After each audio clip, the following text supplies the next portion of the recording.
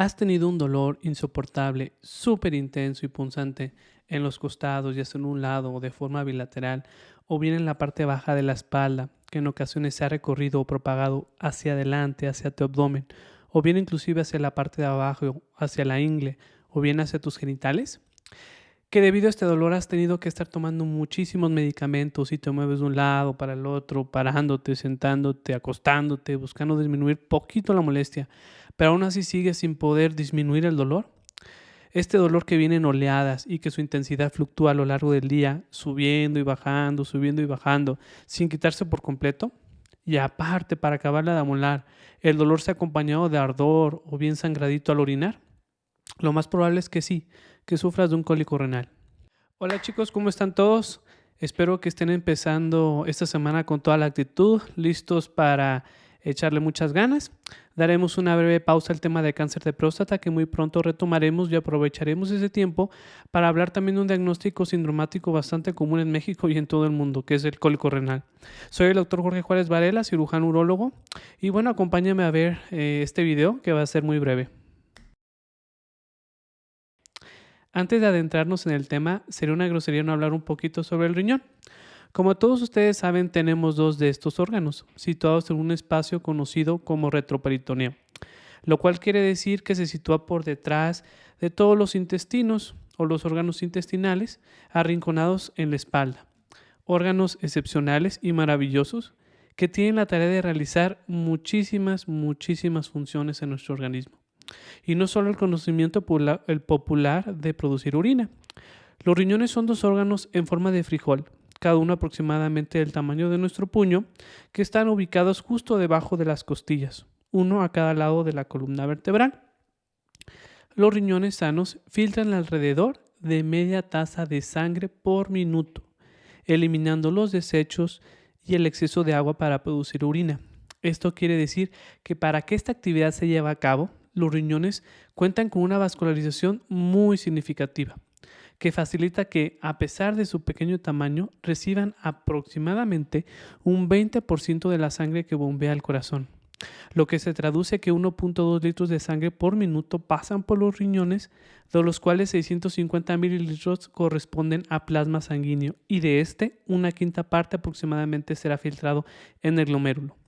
Esto implica que cada 24 horas los riñones filtran más de 60 veces todo el plasma sanguíneo. Imagínense, un dato bastante perturbador.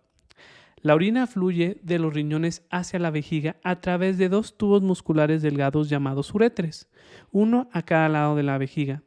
Tanto los riñones, los uréteres y la vejiga son parte del tracto urinario, cada uno de ellos con sus funciones vitales para un adecuado funcionamiento de todo el sistema. Ahora bien, ¿por qué son importantes los riñones? Los riñones eliminan los desechos y el exceso de líquido en nuestro organismo, como les acabo de comentar, al igual que eliminan el ácido que producen las células de nuestro organismo como parte del metabolismo y mantienen un equilibrio saludable de agua, sales y minerales como el sodio, el calcio, el fósforo y potasio en la sangre. Sin este equilibrio, los nervios, los músculos y todos los demás tejidos de nuestro organismo no funcionarían adecuadamente. De igual forma, los riñones también producen hormonas que ayudan a controlar la presión arterial, la producción de glóbulos rojos o bien conocidos eritrocitos y a mantener nuestros huesos fuertes y saludables como el Pancho Pantera. Estas son las principales funciones del riñón, pero existen muchísimas más. ¿Qué quiere decir esto? Que hay que cuidar siempre de nuestros riñones como ellos cuidan de nosotros todos los días. No hay que olvidarlo. Podrás vivir sin la vesícula biliar, sin tu apéndice, pero nunca podrás vivir sin tus riñones. Son órganos vitales para la vida, como el hígado, el corazón. Y esto lo vemos todos los días en pacientes que sufren insuficiencia renal en estadio terminal, que desafortunadamente están en terapia de sustitución renal o lo que se conoce comúnmente como diálisis, ya sea en su modalidad peritoneal o bien hemodiálisis. Y bueno, hablando brevemente de las partes del riñón, el reno consta de afuera hacia adentro de diferentes capas, como una cebolla. Son como cebollas. ¿Apestan? Sí, no, ¿O te hacen llorar? no, Ya sé, si los dejas al sol se ponen cafés y les salen pelitos blancos. no, capas. Las cebollas tienen capas. Los ogros tienen capas, las cebollas las tienen. ¿Entiendes? Ambos tenemos capas. La más externa se conoce como cápsula renal. Es una capita casi imperceptible, que es aquí donde llegan los nervios e inervan a los riñones. Después sigue la corteza del riñón y enseguida la médula. Y al último el seno renal, que es aquí donde se sitúan los vasos del riñón, la arteria y la vena renal, y es el inicio del sistema colector urinario. Al hablar de este sistema colector ya estamos hablando del sistema de tubos que son los que recolectan la orina del riñón y llevan la misma a la pelvis renal, después al uréter, que no hay que olvidar que es un tubito muscular en donde su diámetro interno es de 3 milímetros para almacenarse y cuando nosotros lo veamos socialmente posible, orinar y vaciar nuestra vejiga. Imagínense qué complejo es esto. Ahora bien, debido a una serie de alteraciones principalmente metabólicas, se puede dar la formación de piedras en la vía urinaria. Esto se da principalmente en los riñones o en la vejiga al haber una agregación de cristales. Hay diferentes tipos de cristales y esto determinará el tipo de piedra que se formará en nuestro organismo.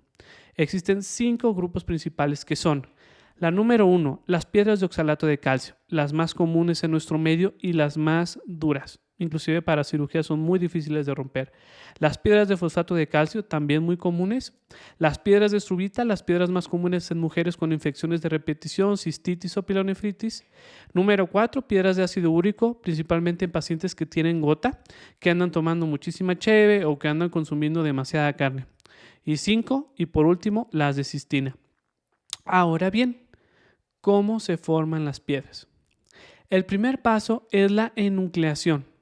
Los iones como el calcio y el oxalato, que han sido filtrados en la orina por medio del riñón, espontáneamente se unen entre sí para formar un cristal sólido y más grande, obviamente.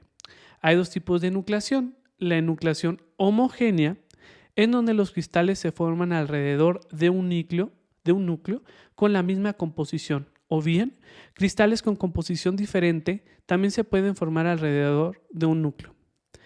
Ahora bien, materiales orgánicos como las células muertas que se desprenden del riñón pueden depositarse alrededor de los cristales como una matriz y esto se conoce como una enucleación heterogénea.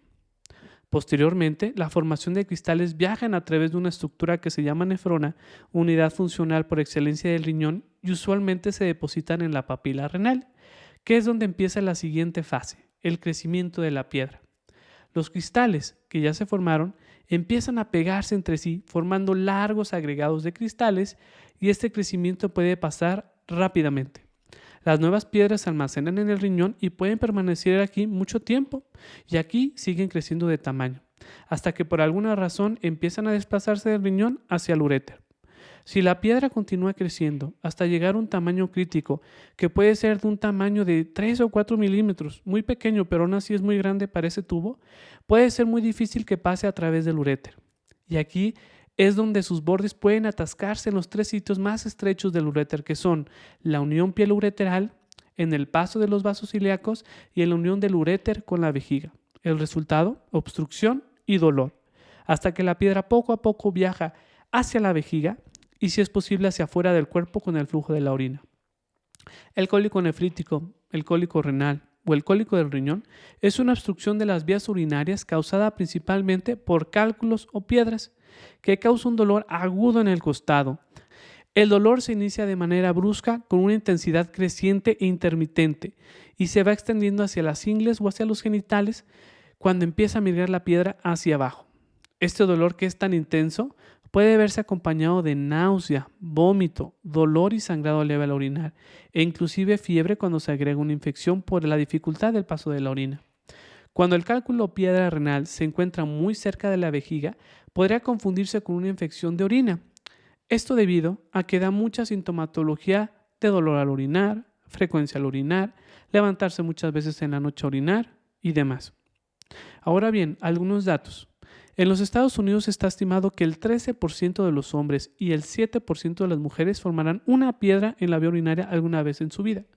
Afortunadamente, el 78% de estas piedras podrán ser arrojadas espontáneamente sin necesidad de alguna intervención quirúrgica. Pero aquellas piedras que se atascan en el ureter necesitarán alguna modalidad quirúrgica.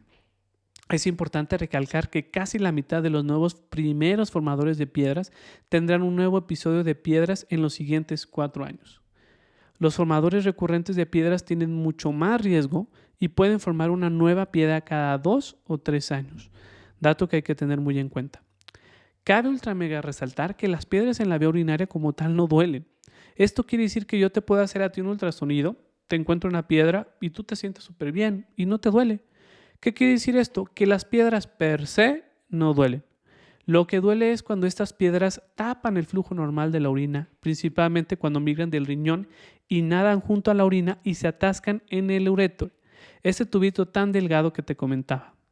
El riñón no deja de producir orina y esto genera que el riñón se empiece a distender como un globito, llenándose de agua u orina, y esto es lo que genera el dolor, no la piedra. No, lo que genera el dolor es el impedimento del flujo de la orina.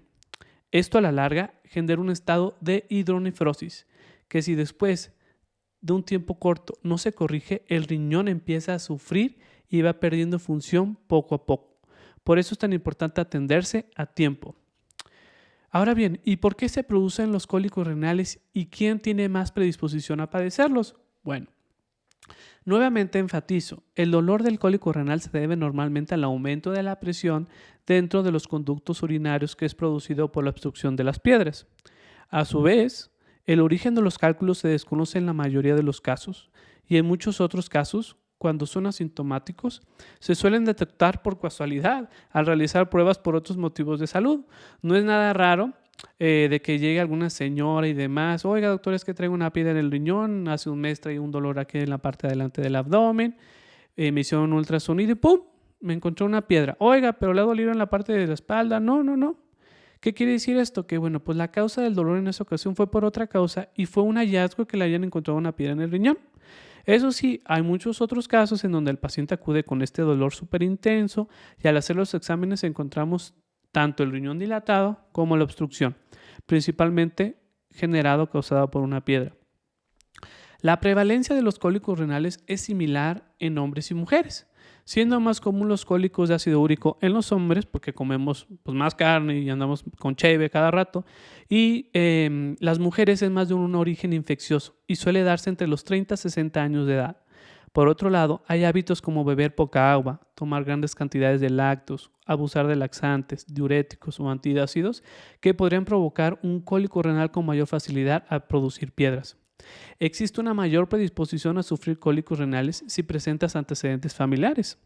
Ahora bien, los cálculos de cistina son los únicos sobre los que realmente hay un componente hereditario directo.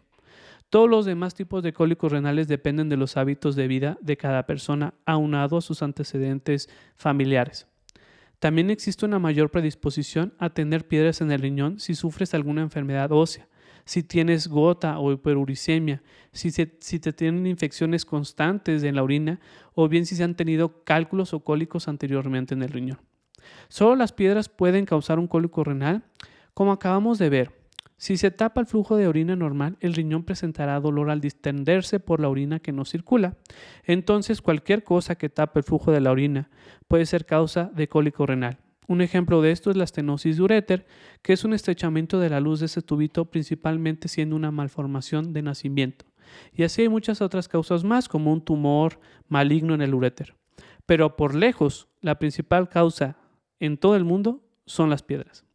En la siguiente plática hablaremos sobre las diferentes modalidades de tratamiento que existen para las piedras y espero que esta plática que les haya resultado muy útil.